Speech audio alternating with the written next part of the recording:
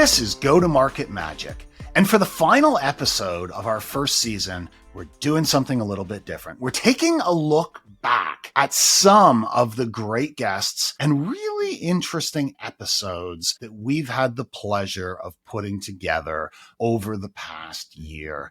We start out looking at sales, and some of our guests who are sales leaders and are bringing some real insight and innovation into that area. Then we shift gears and we talk about customer success and the broader go-to-market strategy and execution.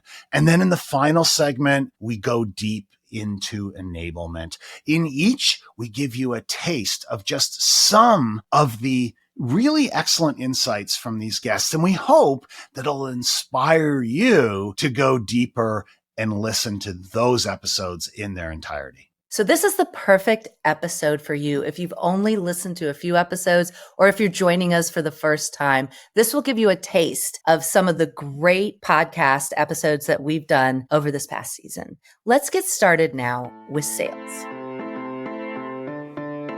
Our very first episode was about modern sales excellence. So let's start there.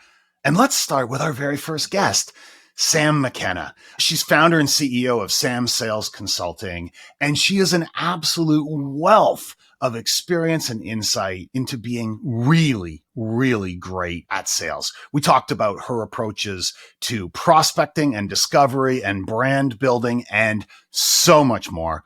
Let's hear what Sam had to say about discovery. We either talk about ourselves for 28 minutes or we kick it off in the wrong way. Two ways. We either start down a firing range of questions that we have that are super selfish and all about us, right? How many licenses do you have? How many employees do you have? When does your contract expire? Whatever. Are you the ultimate decision maker? Figuring out BANT, all that jazz.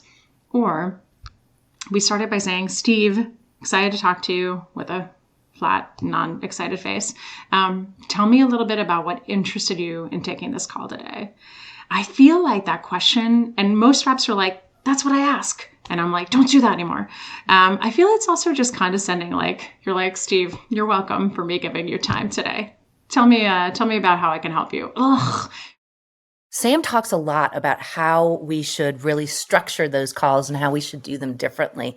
The other piece of what she talks about in this episode is how do you go into that call? How do you get those calls to begin with? And part of that is doing your own discovery before you even get on the call so you can have a more meaningful conversation when you do get that opportunity. Absolutely. And a more human conversation. I think a thread that runs through everything Sam teaches us is to be more human.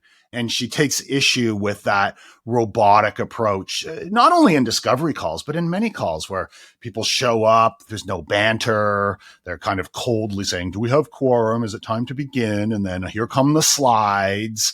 She also takes issue with discovery as interrogation, where it's just because I, the seller, have 20 things that I want to learn about your situation and your readiness to buy, and you get nothing from it. And that's not a good experience for a buyer. And I just think that throughout this entire episode, she shone a light on a wide range of places where we can be more interesting and more human and ultimately more effective. I really enjoyed this episode.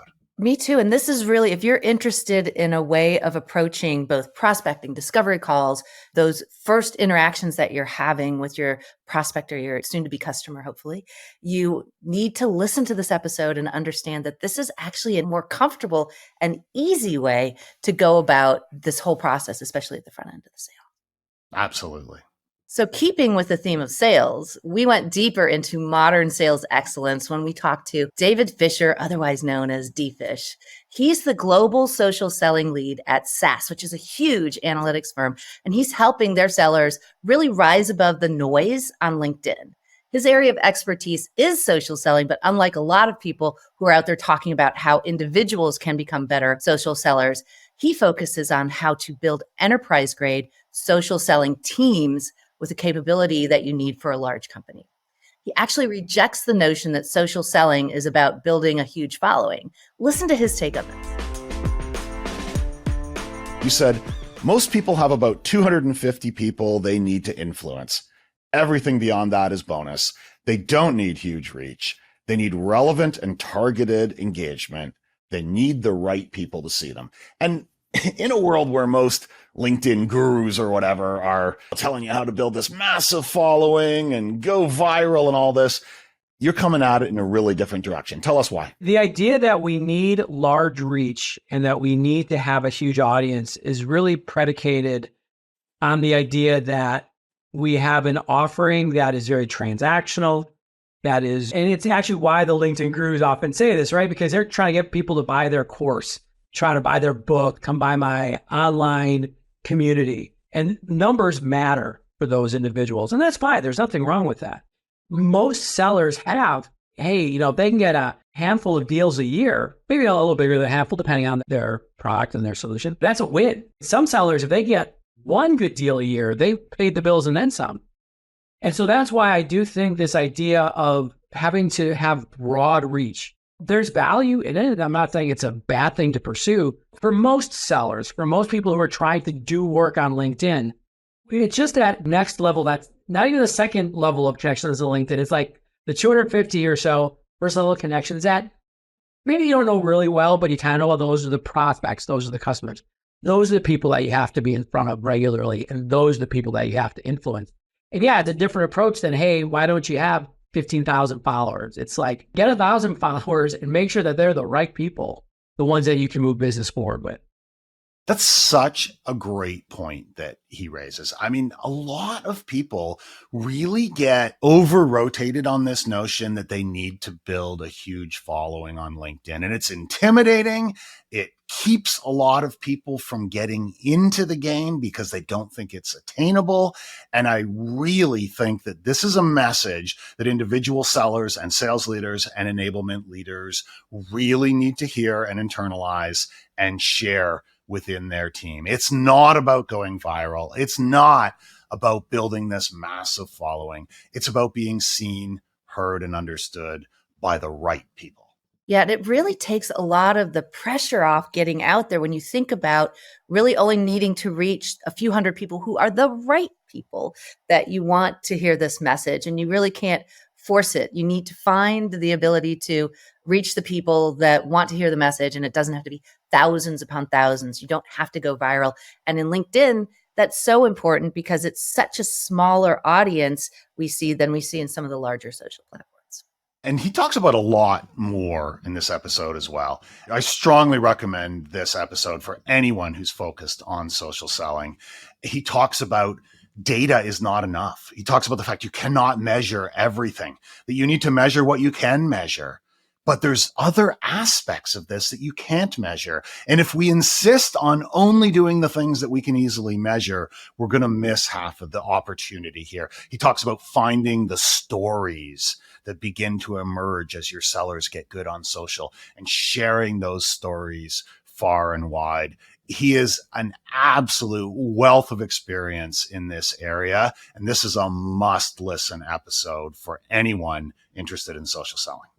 The next sales-focused episode featured Seismic's own Toby Carrington, and we talked about how to effectively bring senior executives into the sales cycle, when and how and for what purpose. And of course, every organization does this to some extent, but it's often ad hoc, ill-timed, transactional in its approach, misunderstood by reps, and more. Let's hear what Toby had to say about that. What do you and other senior leaders bring into these sorts of conversations that the salespeople can't? There's a universal truth that when one team is selling something to another person, they're a domain expert. You know, when we talk about enablement solutions or we talk about the current state of coaching and training and how teams are looking to sort of optimize their go-to-market, we have domain expertise. And so a lot of this is about insight sharing, peer-to-peer sharing, understanding what their colleagues might be doing. And that there's simply a different level of relationship and ability for someone with a role like mine to be able to talk to my peers, my colleagues, my sort of people with a similar role in our prospect or client organizations, because we and I also engage at that level with others. And so I think there's a lot of peer-to-peer insights that can be gained. There's a lot of, sort of best practice sharing that indirectly happens through that process, which is simply a different level of engagement. One of the things that we see is a big mistake of reps is they pull on the senior executives to only talk about the product or why your company or what the differentiation is. Talk a little bit about like when you think the best time to be pulled in is and what it is that the value that you have in a sales cycle itself. So I think there's a lot in that around timing as well, because an engagement for senior executive, if it's a Hail Mary, if it's right near the end of a cycle, if it feels transactional, is never very successful, right? Sometimes that serves a purpose in terms of reassurance or something like that towards a prospect. But honestly, it's much better when done earlier, when we are in fact not really talking about a deal or in particular, especially not a particular product or something like that. So I would say the majority of the conversations I have, if they're focused on Seismic and our organization, it's about our organization and how we work with other organizations to deliver them value on the outcomes that they're looking to deliver. It's certainly not feature function oriented. So Toby talks about being able to relate peer to peer with the person that they're talking to. And I think that's one of the most important things that reps can do is make sure that they have the right person aligned to the right person and that the conversation has meaning as far as best practices in what those folks are doing and not focusing on how do I move the deal forward by having the senior executive sell or have this senior executive come in and close the deal. Absolutely. I'm sure that a lot of sellers think, all right, here we go. I'm going to bring in the heavyweight closer and this deal's as good as closed now. But that's not what Toby's doing. And that's not what others in his sort of role should be doing. It's a much more strategic, relationship based, insight delivery, peer-to-peer bonding exercise. It's not just the next step in closing this deal. And I think he was really clear about that. And another thing that I found really valuable is he talked about his criteria. I mean, we asked him about his criteria for when to step in and how does he protect his schedule. And I loved his answer because it wasn't what I expected. I thought there was going to be a materiality gate, let's call it, that he would only get involved in deals of a certain size.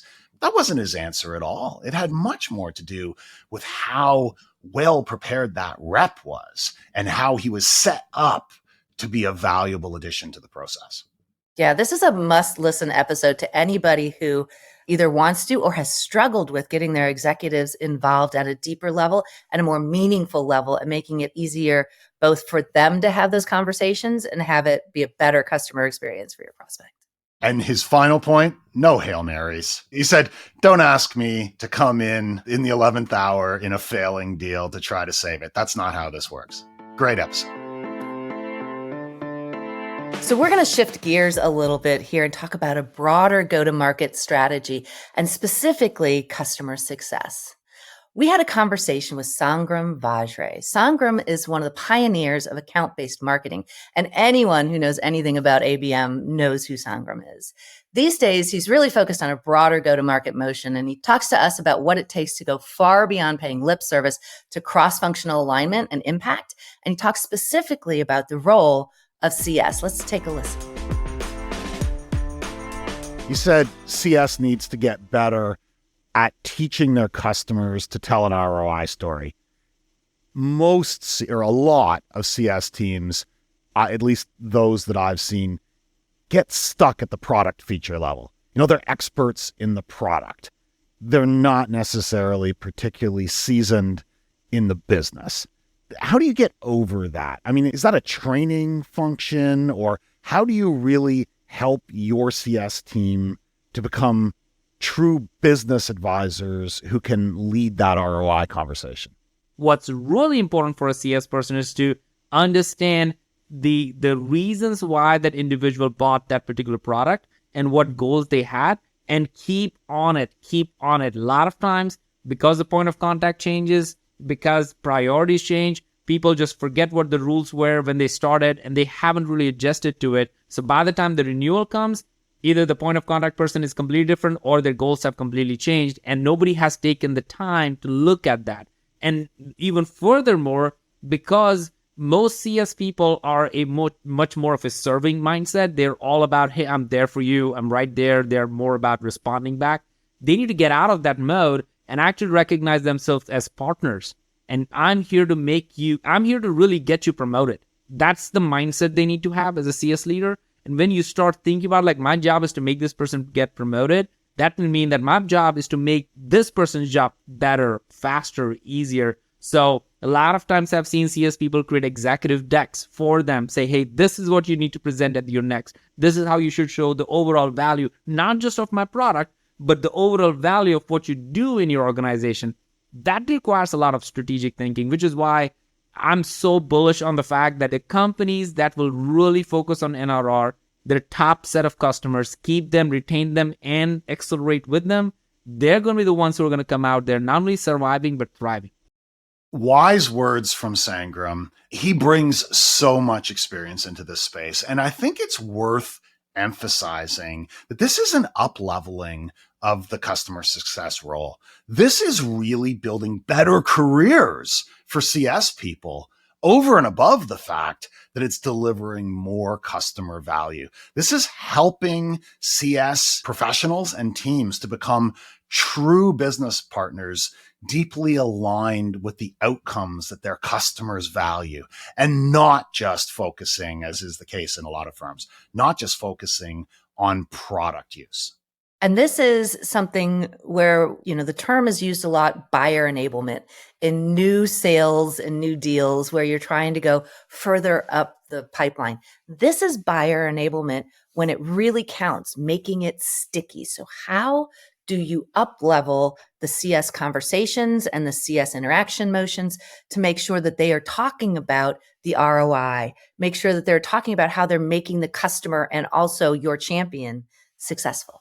Absolutely. Another part of this conversation with Sangram that was really insightful, I believe, is around alignment. Everybody talks about alignment, sales and marketing alignment, sales, marketing, and customer success alignment. Easy to say, hard to do. I put that question directly to Sangram. Like, how do we move beyond lip service to alignment, and how do we make it real?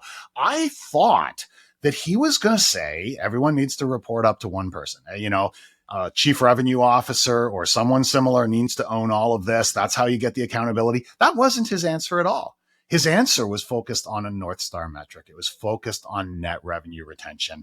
It's focused on everyone getting aligned on how we deliver on that key metric. And that's how you make alignment real. And I thought that was really wise guidance. Next up, Mark Kozloglow. Now, this was a high impact episode, if ever we had one. He came in like a bull in a china shop with some powerful perspectives, and it's backed by a lot of experience. He has led large sales teams focused on outbound selling, focused on customer success, and a whole lot more. He is an expert in this space, and he really got us to question our over-reliance and our over-focus and our over-investment in new client acquisition. Most revenue leaders grew up in the perpetual software license model, or were mentored or taught by people that grew up in that model. And they brought that model to the SaaS model, and it looks like this: grow at all costs. That's what we just left for the last 10 years. Send more money top of funnel. Get demand gen to get more leads. I need more SDRs. Send more emails. Get me more deals. That is a perpetual license software mentality. Those are the rules of perpetual license software. The rules of SaaS are very different. If you give recurring impact, you get recurring revenue. And we suck at getting recurring impact because we spend all of our time as revenue leaders talking about the top of funnel and not the right side of the bow tie post sales. So once you help people explain that, that's what's going on. That's the problem. And in 1999 was the very first CSM. And guess what CSMs were used to doing? Support. Guess what most CSMs still do? support. Yeah, And so we've got to change it. reactive inbound support. That's exactly right. We got to change it. So that's like some of the arguments that I can put in front of a revenue leader that I think other people need to put in front of revenue leaders and be like, listen, we need to stop being crazy and putting money and time into something that's over optimized. There's not much value in spending time with it. You're not going to increase it by 10% anymore. You're going to increase it by 0.1%, a tenth of a percent, versus you can get a 10% increase in your retention rates by doing small little fixes because the fruit is just so low hanging and those CSMs are running around with their hair on fire most of the time. I love this episode for many reasons, but Mark delivers a passionate perspective in a way that really sticks with you. When he talks about the difference between recurring revenue versus recurring impact and how we want one, but we're not very good at the other, which causes the two to come together. It's a very practical advice, and he's very passionate in the way that he delivers it. He also has a conversation with us around the bringing together of the promise makers before the sale and the promise keepers after the sale, and how you need to think about those in a continuous line and how that works. To me, the conversation that we had was broad reaching and very practical in the way that he presented the information. That step staircase approach that he talked about to value delivery really stuck with me. And time to value is something that everyone knows is important, but we usually misconstrue that as time to all the value. Yes. You know, how long is it going to take to get to all of the value of what I just bought?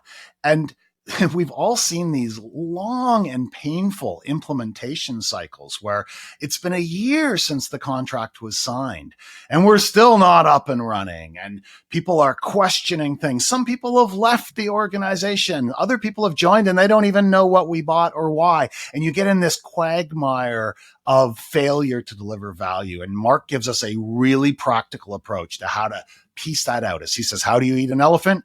One bite at a time. And he breaks it down into small incremental value delivery that delights customers. I mean, it drives retention, it drives upsell, it drives cross-sell, and it drives customer satisfaction. I have gone back and listened to this episode several times, and I always seem to learn something new from Mark. Yeah. So if you're interested in understanding that entire go-to-market cycle and also a different way of thinking about how do you make your product sticky and how do you even leverage the psychology behind that incremental impact, this is really a great episode to tap into.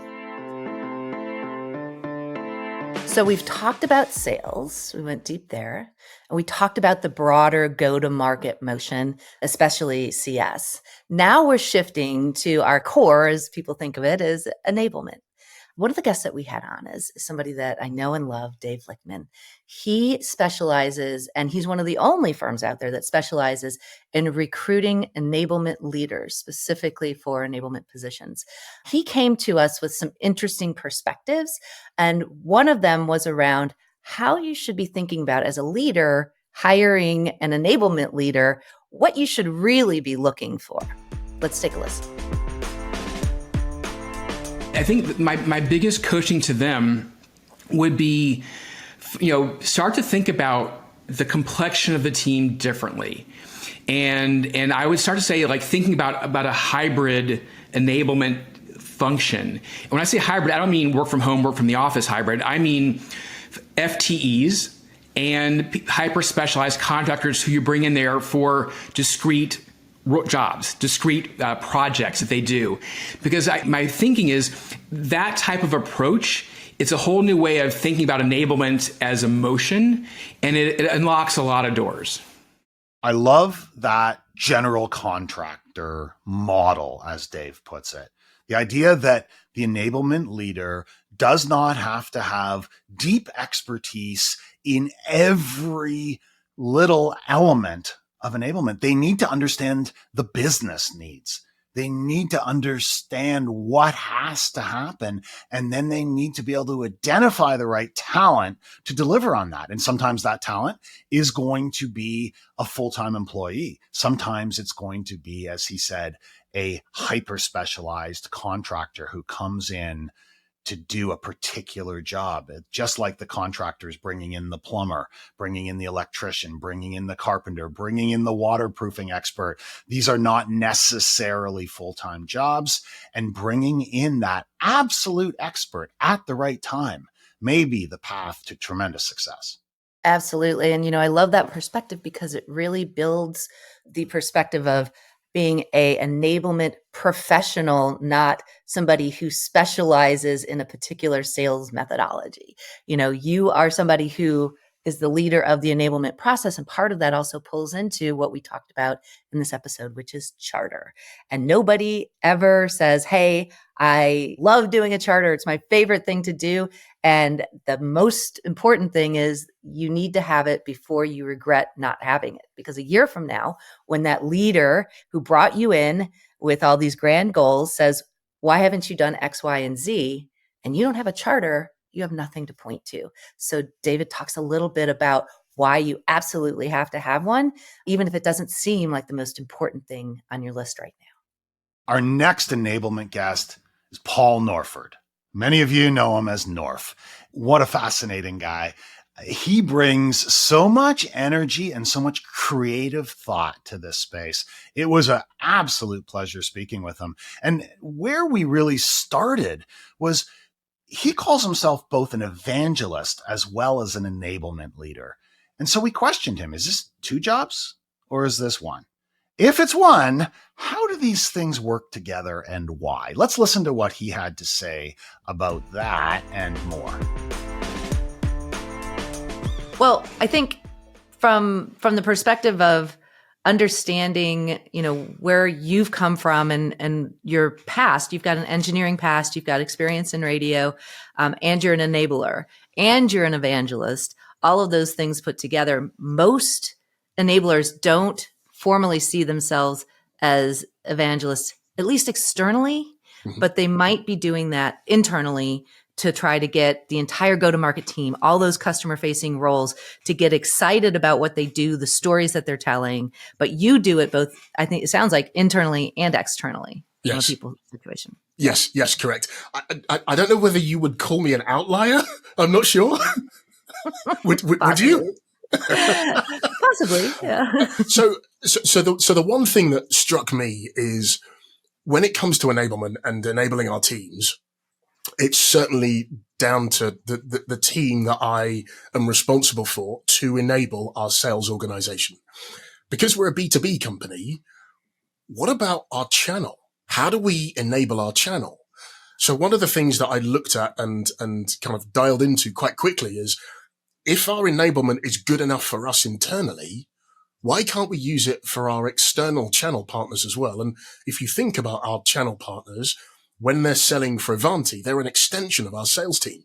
So why can't we enable them at the same time? And that's the view that I hold. And in fact, that's the view that our team holds as well. So when we develop enablement content, we actually develop it for our partner community in mind. And then we almost make it, we call it kind of additive enablement, where we add the internal elements to what we build, but we build for our partners. We communicate for our partners and then add the internal elements afterwards. So when I heard Norf talking about both enablement and evangelism in the same breath, I thought, how can this be? This just doesn't compute in my head. Something doesn't feel right here, which is one of the reasons we had him on the show, because we wanted to do a deeper dive. We thought it was an interesting topic. But it became really clear that if you start with the channel partners, the partners that are outside your organization, and you're developing enablement from the outside in, it makes total sense that you have to have both of those roles in the same person. Yeah, you can't mandate their attention. You cannot demand that your partners consume your enablement content the same way that you can internally. You have to earn it. And that forces you to be better. It forces you to be more entertaining, more innovative, more interesting, more compelling in many ways. That was a real aha light that went on for me listening to Norf talk about this. Absolutely. And so if you are either now enabling your channel partners, you want to hear an interesting perspective on it, or if somebody is asking you to Now you need to expand your role and scope into this area. This is a must listen. Really good information he gave us. He also had some good insights into measurement. I'd check it out for that reason as well. He talked about the fact that you really can't measure everything, and you have to be okay with that, because otherwise you're going to fail to do some really important things. A lot of wisdom in that episode from our friend Norf. So next, we talked to Juliana Stancampiano.